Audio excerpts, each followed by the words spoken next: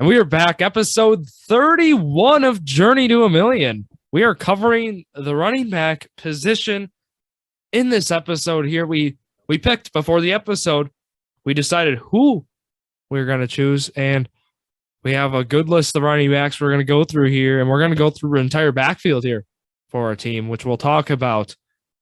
But we have the full Journey to a Million squad here. Myself, Drew Skyberg, Jared Valesky. How you doing? I'm doing good. And Zack Roush. Doing good.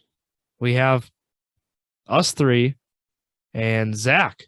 The big story of when we're recording here Wednesday was Zack thought Kenneth Walker was a receiver. What? Huh? Yeah. You want to elaborate, Zack? Mistake, He will get some receptions, so maybe that's what Zack was talking about. So we won't be talking about him in this episode. But yeah, let's get into it. We have our running backs here. We're going to start with Najee Harris of the Pittsburgh Steelers. Zack, how do I spell Pittsburgh? Another joke. Slam on Zack. Okay. Najee Harris here of the Steelers, right? The story that we've talked about with him was the reports coming out of camp was based on the fact that he won't be on the field as much as he was in 2021 to 2022. Granted, it sounds like it'll be more of, third and long type situations with, quite frankly, this offense will be in probably a lot of third and long situations. So that might be a pretty sizable amount is my concern. But Najee Harris, guys, before we start, I'm going to dive into a lot of my stats here. What do you guys think about Najee Harris in 2022? Zack, start with you.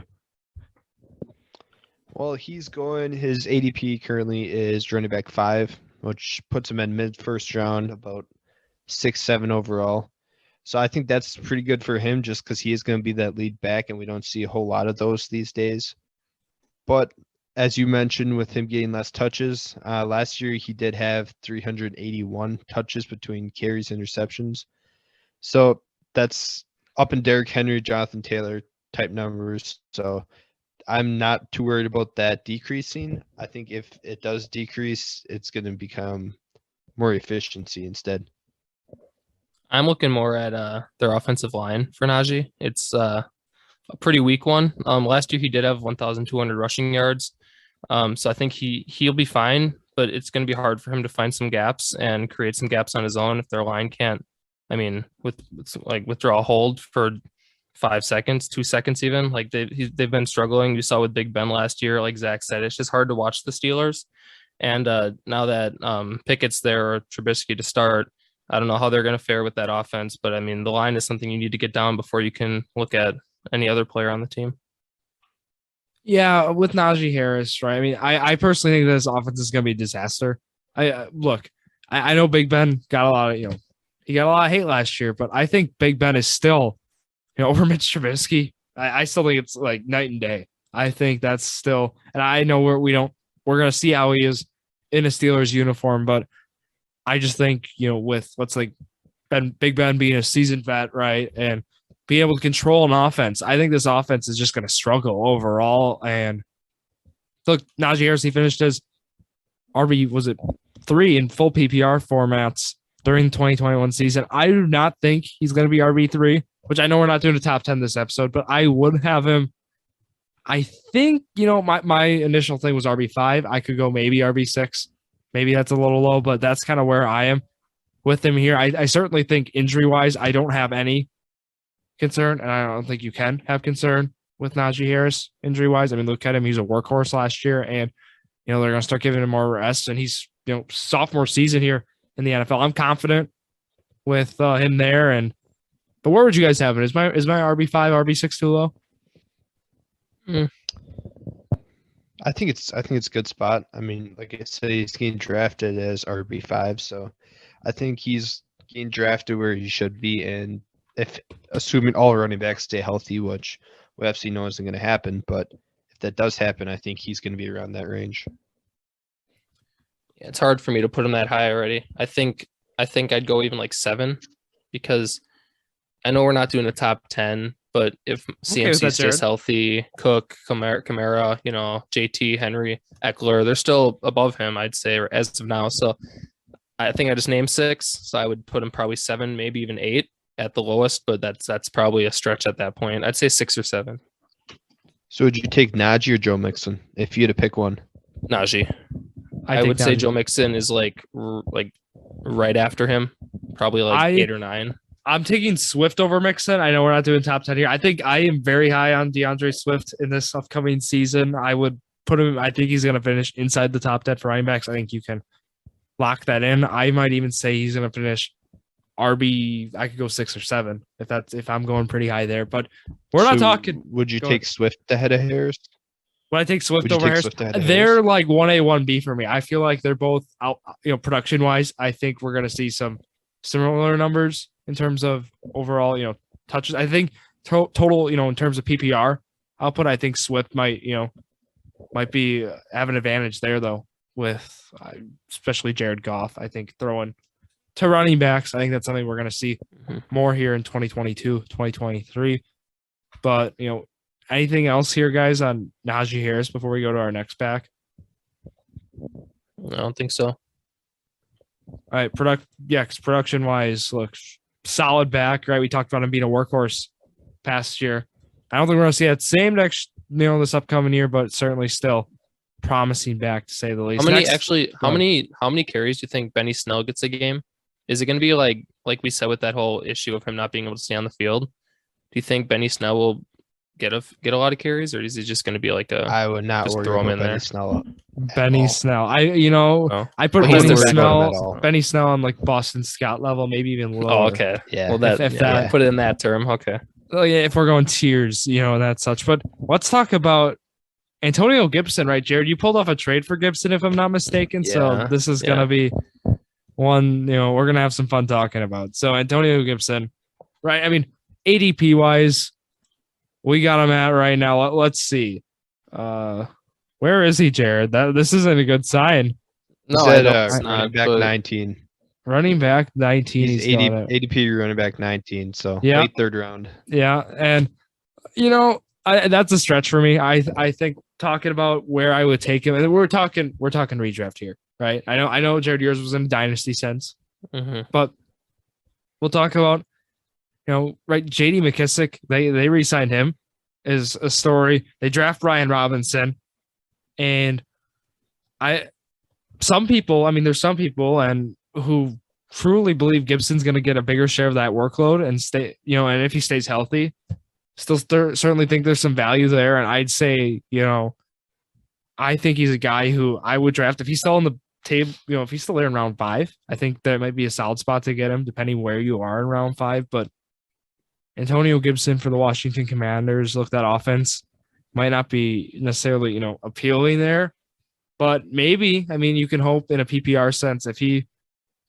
can get some receptions out of the backfield, that's going to really help his value. Zach, what do you think for Antonio Gibson's fantasy outlook for 2022? So, kind of like you said with his receptions, with McKissick there, I don't see him being a 60 reception guy, anything like that. I think he may be around the 42 he had last year, kind of staying in the same range. And I'm kind of where he's going and some of the guys going around him. If the guys going around him that like Morgan, I'll take him, but he's not somebody that I'm going to go out of my way to get. So last year he finished running back 10. I think we could see a running back 15. I don't think he's going to crack the top 10 this year. So I hate to butt in here, but Antonio Gibson, he finished, like Zach mentioned, RB10. He finished number 10 in average touches per game as well. So he finished with an average of 16.1 a game is what it was. And that put him, like I said, at 10th. He was ahead of Deontay Foreman at 11. And yeah, Foreman in the second half really piled up the touches. And he was just behind Nick Chubb at 9. So just want to throw that in there. Jared, what are you thinking here? Yeah, so first of all, like you said, I did do a trade for Gibson. I ended up giving up Swift and a second rounder for Gibson and with a first rounder that turned into Kenneth Walker. I don't know if it was questionable, but I kind of like it because like kind of against what you guys said. I obviously Carson Wentz was on the Colts last year, and what I saw from Wentz is that he relied on Henry, and Henry, I know Henry's a lot better than Gibson, but Henry would get 5 yards on first down, 3 yards on second down, and it would be 3rd and 2.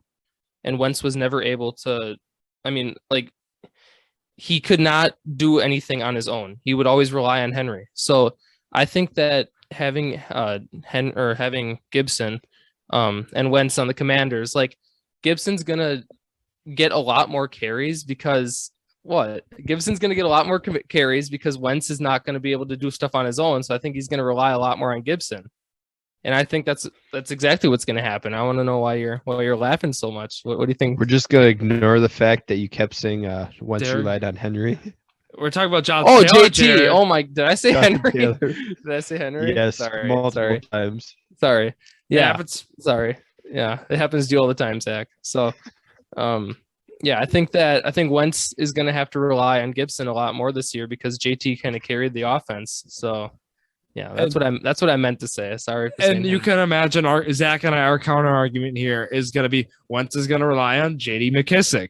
They re-signed him to get receptions. That's at least who I picture is going to be that target. That's like saying that they're going to rely. The Colts are going to rely on Hines over JT. Well, I'm saying in terms of receptions. Gibson's receptions. Yeah, I don't think Gibson is the level of a running back that you can fully rely on and build an offense around like Jonathan Taylor. I think he can be a big part of the offense, but I don't think he can be the offense. Yeah. My whole point there is Wentz can't do stuff on his own, so he's going to have to rely on his backfield or make a throw every once in a while. Okay, well, if you have a 12-team league, right? You're in a 12-team league redraft.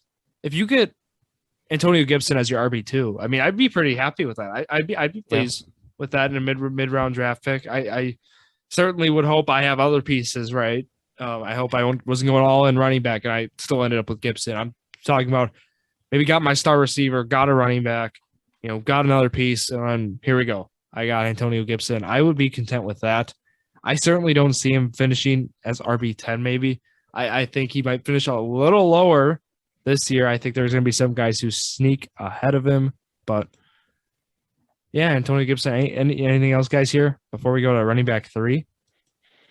Just mentioned Josh Jacobs is on the trade block for me because I have Gibson, Jacobs, and Sanders. So I'm looking for that. Talk about inconsistency. You have true the running most back inconsistent backfield in fantasy. I need that true running back one. So if anyone wants to offer me like a Joe Mixon or something, I would be open to trades. Let's go to Breece Hall here. Let's talk about Josh Jacobs was on my list of running backs to avoid. I saw that, and I moving on. Let's go to Breece Hall, guys. So Breece Hall gets drafted in the 2nd round to the New York Jets, and then the big question, I mean, we bring this one up is because Michael Carter was there, and he was a prized dynasty possession piece, I'd say. I mean, maybe not prize is the right word, but he certainly was a valuable asset before the draft. And I mean, there's still some value with it, but like being a 23-year-old running back, I hold him in a dynasty league, but now with Breece Hall getting drafted there's some reports, the chance, even with him RB1, start or at with the Jets, with Zach's Jets, I should say. What do you guys think, with Breece Hall? Do you think he's going to be RB1 there to start the season for the New York Jets? I don't think they would have traded up in the 2nd round to get him if he wasn't going to be. That's what I'm saying. Yeah. I think for sure. I mean, Michael Carter will still have a good role, but I think Breece Hall will be number 1. Yeah, so Mike, that's why Michael Carter, like I said, I mean, I'm looking to trade him, of course, with that. Rookie drafts, I mean, consensus, number first, or was going first overall. If you weren't taking him first overall, either you have really good running backs, or you're just depending on there must be There's some probably other guy reason you you have look the first pick otherwise. because I told Zach if I had the first pick, I was going receiver. I was going Traylon Burks either way. I don't care if I had the first pick. I went to taking Breece Hall. So to talk more, tend to have high picks. Zach, this is my first year in the league. I'm not going to disagree with Zach, but I'm going to move on. So Breece Hall, it's hard. We don't have stuff to base off last year. We don't have touches and stuff, but we do have, how he performed in college. I mean, we have those kinds of things. Looking at it, they project him at 240 touches is how many he would need then. And that would place him then in the top 15. So keep that in mind. 240 touches over a 17-game stretch. And I mean, he's certainly capable of it. Look what we did over in Iowa State. He totaled over 4,500 yards from scrimmage, 50 touchdowns, and 80 catches over 3 seasons in college. So, I mean, he certainly has the potential, right? I mean, dynasty-wise, you could easily see him in the future looking in as top 5 running back in the league. You could say that in years to come, but certainly he's a guy. It gets tough where he's getting drafted right now. ADP wise, you guys got the numbers up for him, or want me to get it up? 21. 21. Running back 21. So that's mid 4th round. He's going with So I Travis got a Etienne. question though. So Go ahead. yeah, who would you rather have? That's gonna be my question. Brees Hall or Travis Etienne? Jared, you go first on this one. That's tough. I have Etienne in one league. I think Brees Hall will get more carries, probably. It depends on James Robinson. I would guess because James Robinson's there. I think if he's I think Robinson's probably gonna miss the really beginning of hard. the season because he tore his Achilles. yeah. I think kinda late Etienne, into the season. if Etienne proves himself at the beginning of the season when Robinson is out, I think Etienne kind of explodes next year. But I think that I'd rather go with Brees Hall, just because I don't know. I don't know if the team's better. Not that it not significantly matters, but I kind of want to know Zach, because you're a big Jets guy. I want to know what you see in Brees Hall and actually the whole team. Therefore, I'd go Brees Hall over Etienne just because I think they're in a similar situation. They have obviously Brees Hall, Michael Carter, and then Travis Etienne and James Robinson. So pretty much after that, I'm going to go to who's the better offense and who's going to have more opportunities in the red zone. And I think that's going to be Brees Hall. yeah, that's kind of how I saw it too, to be honest.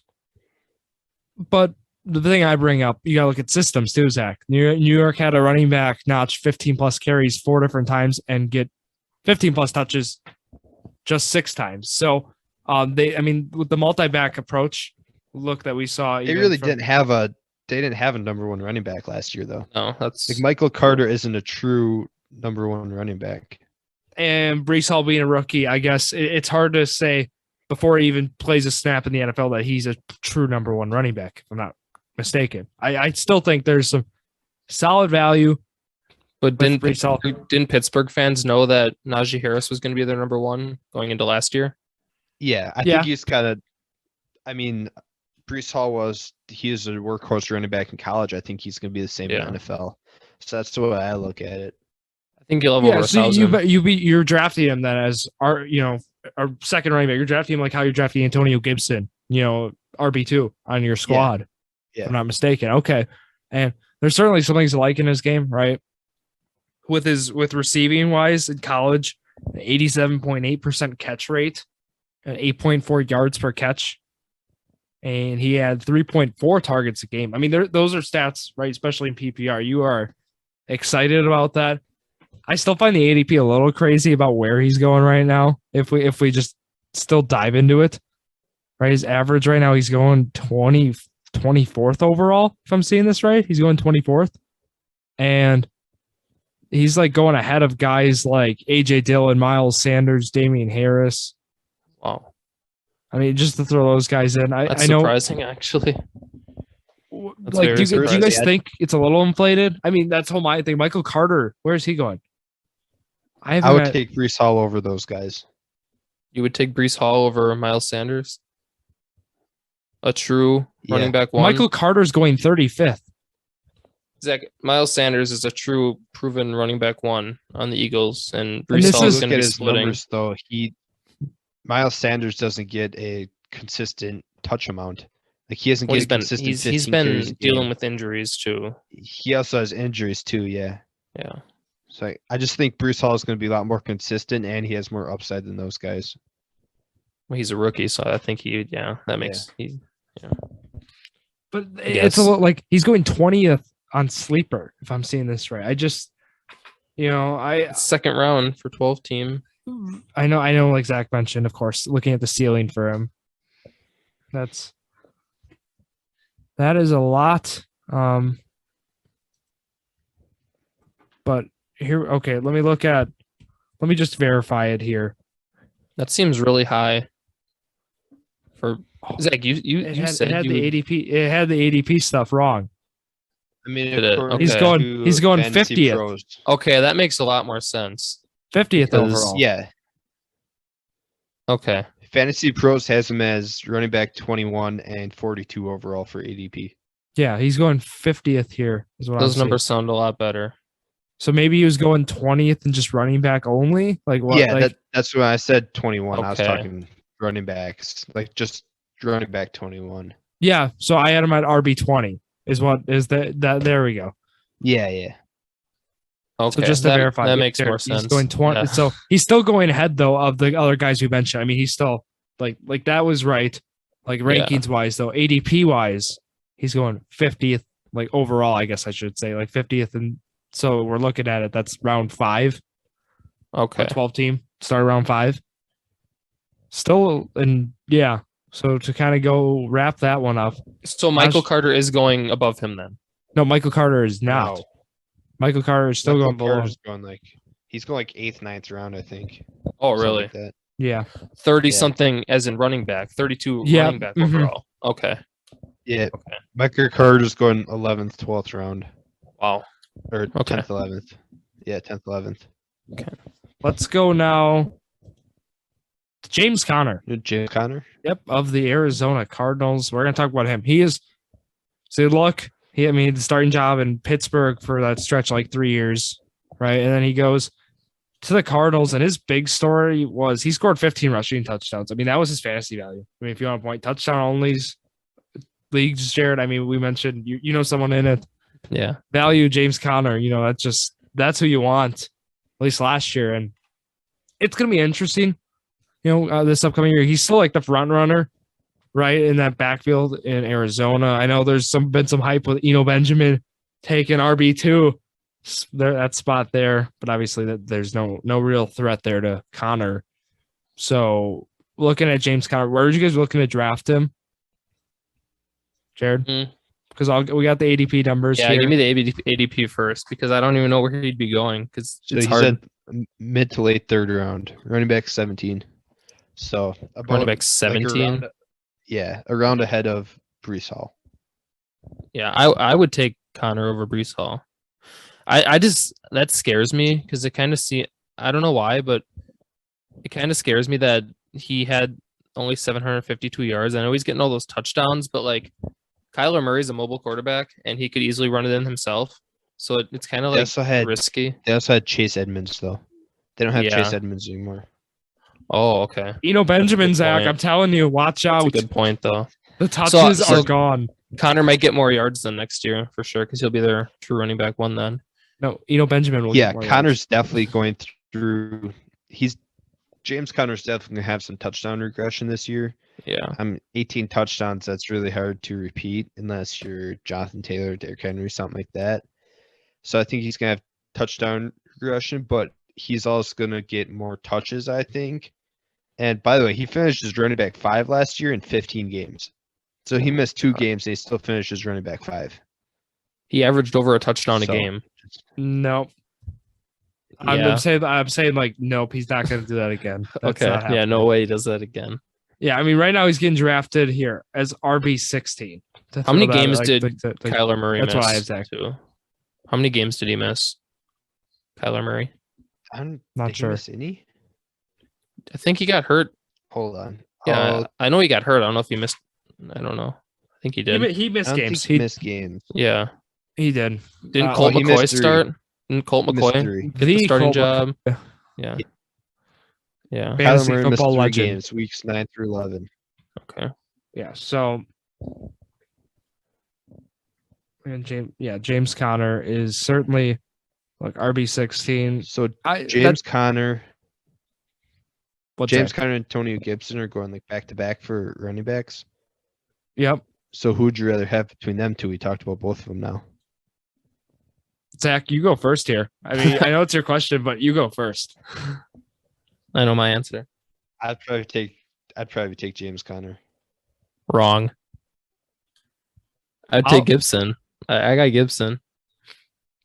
Gibson's younger. Gibson's he's younger. I don't know. I like Gibson more. Just I don't know. Great reasoning, Jared. Yeah. He's younger. I just think outlook wise, I think He James cares. Conner has less competition, which I know, who's to say JD McKissick and Brian Robinson are competition. I seriously think they are gonna, hurt Antonio Gibson's value more than people think. So I'm gonna stay put. I'm going James Conner. I just think you take some of those touchdowns away, and it's just risky because he's not going to get that next year. Oh yeah, I think he's gonna get make more up for it in touches, yards. Yeah, I think in terms of if he touches- makes up with it in yards, then yeah, I would take him. But Chase Edmonds also had a lot of receptions He last was year. So 16th James Conner might take in some of those. touches for running backs. He only averaged 13.5 touches a game. James Conner did. So if you think about that he was tied with Damian Harris and Chris Carson yeah, in terms of touches. And even throw Austin Eckler, he only averaged 12.9 touches a game last year. He had so many touchdowns last year too. I mean, you could say, obviously, I still am confident in Austin Eckler, but touches wise, I mean, there was a week where he only had 6. So keep that in mind. Let's go to our last one here to wrap up this episode. It's been a wild one. We're going to talk about the Packers backfield. And the reason we are is because A, we have 2 Packers fans here. B, it's a great story. And C, a lot of our audience, you guys are Packer fans. So let's talk about it. I mean, the big story, it's A.J. Dillon, Aaron Jones. A.J. Dillon has, over the years has taken more of the role of the backfield more and more. And it's gotten to the point where he has more rushing yards. He finished last year with more yards and carries over Aaron Jones. I know Aaron Jones is a reception game, right? We talk about it. But I mean, what do you guys think this year? I mean, we've seen this, we just have seen progression from A.J. Dillon in terms of him just going up and up in touches. Do you think, it's going to keep going? I certainly do. I think A.J. Dillon, this is my take, I think he's going to rush for over 1,000 yards this upcoming season. He was at 803 last year. Am I crazy? What do you guys think? I think that's a good take. Yeah, I agree, Zach. I just want to kind of say A.J. Dillon and Aaron Jones are a great running back duo. I remember that argument we had. Yeah, they're pretty good. I couldn't find anyone better really besides what the Browns have going. But I think A.J. Dillon takes over running back 1, and we see more Aaron Jones out of the flex, get a lot more receptions. I think that's what they're going to try to do anyways. But I don't know. Maybe they're not, because I know that's what the Colts are doing with Nyheim Hines and JT. Where I think that's the best for Aaron Jones, because I think A.J. Dillon's better threat up the middle. I think all Packer fans think that. Stronger, runs harder, But hear it from a Packer we fan, see I don't Aaron know. Jones as a Deebo Samuel role from last year. That would be perfect for him. I would love Aaron Jones to do that. His fantasy value goes way up then, catches a lot more. Well, yeah, I don't know and if I that's think what he wants to do. this might be a crazy take. I think this might be Aaron Jones. It could be, I think, his last year with the Packers, too. It definitely could be, yeah. The way his contract stood up. I think they made a very mistake. confident. I think they made a mistake when they signed him to that big extension a couple years ago. I thought they should have. I did got at rid of him first, there. but then I apologize to Aaron Jones. I think it was the right move. I mean, look at what he's done performance-wise. He's still, look at the playoff game. He went off. Mm-hmm. His cap hit's not crazy either. These last 2 years, his cap hit's been, I think it's like 8 or 9 million. And then next year is when it jumps up a ways. So that's why this may be his last year. That, and it goes to over 20 million going in 2023, which would be the highest in the league right now. Keep that in mind. Plus, he's turning 28 late in the upcoming season. I always look at running backs, right? And it's not every running back, but they usually say 27 is the age you want to look at. Just observe, at least to see where production is. And in case, if you look for any sort of signs of decline or regression, I'm not saying Aaron Jones has hit that yet, but certainly I think we're going to see his carries dip more. I think, it's going to be, I could even say under 150. I think we'll see if he plays a full 17-game season. but I still think there is a lot of value in his PPR, PPR, of course, with the receptions. So, and he's still that elusive guy. I mean, he still has a breakaway conversion rate. I got that up here, 31.3%. That's, that's like elite. I mean, that's like the great level, high level. I don't know percentiles, but it's high level there with AJ Dillon. His being in the middle there with 22.2%, but obviously AJ Dillon being that tough back. I don't know. What do you guys think though? So ADP wise, I guess is kind of where I want to tie this in here. So Aaron Jones is going at, where is that? 22. Running back 13. Running back, I got running back 12. Same thing. Him there. I personally think I wouldn't be looking at him. I'd be looking at, okay, well, he's going there, but AJ Dillon is going as running back 26. I like, RB 26 for that upside. I will take that. Wow. And I know that late. I would jump for that. Yeah. He is going average spot of 65. So that's, that puts him in, was it round 6? I think the Packers, just as an organization, need to utilize Aaron Jones as a receiver more than a running back, like a flex. Like, you lose Devontae Adams, you need another receiver you can trust. I think that him going out there would be the best, and I think that AJ Dillon will turn into running back. I mean, dare I say top 15 this year? I think he could do that. Definitely rush over 1,000 yards. I don't know. He was 21 last year, so I think top 20 this year is almost a lock. Yeah. For AJ Dillon, right? Yeah. AJ Dillon. Yeah. I like it. I am a fan of AJ Dillon this upcoming year, and yeah, I mean that's where I am. I know Jared wants to talk about Nyheim Hines, but hey, it's a sleeper pick. Draft him. Frank Reich said he's using him a lot Frank more. Reich said he's using him in fantasy, so we have to pick him. Is what that means. What was the quote? Something about if there's a player that's going to go off, it's going to be Nyheim Hines, something like that. You saw his speed out of the backfield when he catches those passes and does his little double backflip or whatever he does in the end zone. Like, he's a great player to watch. I don't know. Maybe that's just me being a Colts fan, but probably is just me being a Colts fan. That is you just being a Colts fan. Well, the Colts will still lose to the Jaguars, and that'll wrap it up here for episode 31. Zach, you got something here? No. Okay, join our fantasy football leagues, right? $5, $10, $20 entry fees. I'm the commissioner of the $5. Jared's the commissioner of the $10. And you guessed it, Zach Roush, commissioner of the $20. So make sure to join that. Of course, Thrive Fantasy, go join us there. Jared's been winning more money. We'll be posting, actually. We're going to be making some parlays, that you guys send us. We're going to be asking for one leg from the fans. We're going to each make our own parlay with a Drew leg, a Zach leg, and a Jared leg. So that'll be a lot of fun as well. And join us. I mean, a $10, so you deposit 10, they match the 10, and then you get 2 free contest tickets, if I'm not mistaken, right? I mean, think about the value there, guys, right? I mean, you literally deposit $10, and then they give you $50 of free stuff.